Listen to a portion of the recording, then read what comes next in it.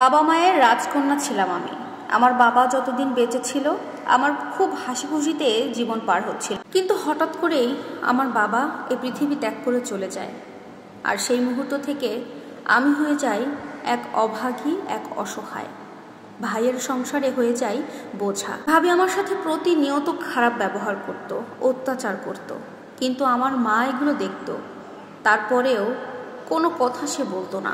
এভাবেই কষ্টে অত্যাচারে আমার দিনগুলো কাটতে থাকে। এরপরে খুব চেষ্টা করে সেলাইয়ের কাজ শুরু করি। সেলাইয়ের কাজ করে যতটুকু পয়সা পাই সেই টাকা পয়সা দিয়ে আমি আমার নিজের খরচটা চালাতে শুরু করি। খেয়ে না খেয়ে দিনগুলো পার করছিলাম। এভাবে চলতে চলতেই হঠাৎ করেই ফেসবুকে প্রবাসী একটা ছেলের সাথে আমার পরিচয় হয় এবং খুব ভালো বন্ধুত্ব তৈরি হয়ে যায়। তার সাথে বন্ধুত্ব থেকে চলে যায় আমরা প্রেমের সম্পর্কে। একে অপরকে খুব বেশি ভালোবেসে ফেলি। আমার কষ্টের জীবনে সে প্রবেশ করে। তখন থেকে সেই মানুষটাকে আঁকড়ে ধরেই আমি বেঁচে থাকার চেষ্টা করি।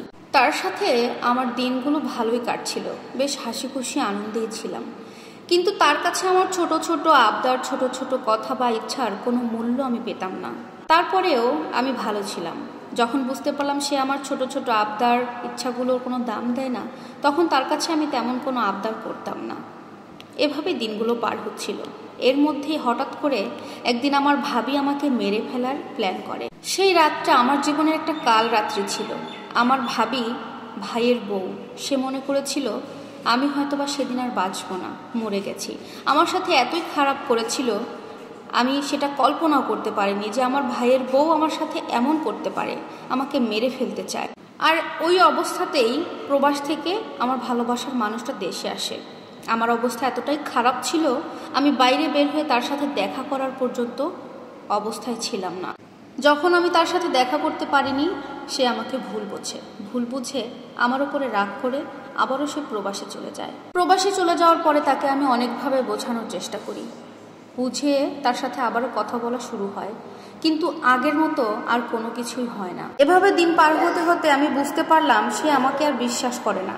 আর আমি মনে করি যেখানে বিশ্বাস থাকে না সেখানে কোনো ভালোবাসাও থাকতে পারে না। যাকে নিয়ে আমি বাঁচতে চেয়েছিলাম, যে ছিল আমার শেষ অবলম্বন, সেও আমাকে ঠকালো। কি দোষ ছিল আমার? তাকে ভালোবাসি, শুধু এটাই দোষ? 4 বছরের ভালোবাসার এই প্রতিদান পেতে হলো আমাকে। এখন মৃত্যু ছাড়া আমি আমার সামনে কোনো রাস্তায় দেখতে পাচ্ছি না। এই গল্পটা যে আপু লিখে পাঠিয়েছে, আপুটার নাম হলো জান্নাত। এই গল্পটা হয়তোবা আপনাদের কাছে সামান্য একটা গল্প মনে হতে পারে, কিন্তু এই ঘটনাগুলো আসলে যার সাথে ঘটে সেই মানুষটাই শুধু বলতে পারে তার জীবন দিয়ে আসলে কি যায়। এই মেয়েটার আসলে বাবা বেঁচে নাই, মা আছে, ভাই আর ভাবি আছে। ভাই ভাবি থেকেও না থাকার মতোই, কারণ তারা তার বোনের কোনো দায় দায়িত্ব কিছুই নেবে না। তাই মেয়েটাকে অসহায়ের মতো জীবনযাপন করতে হচ্ছে। তো যাই হোক, ভিডিওটি কেমন লাগলো অবশ্যই জানাবেন।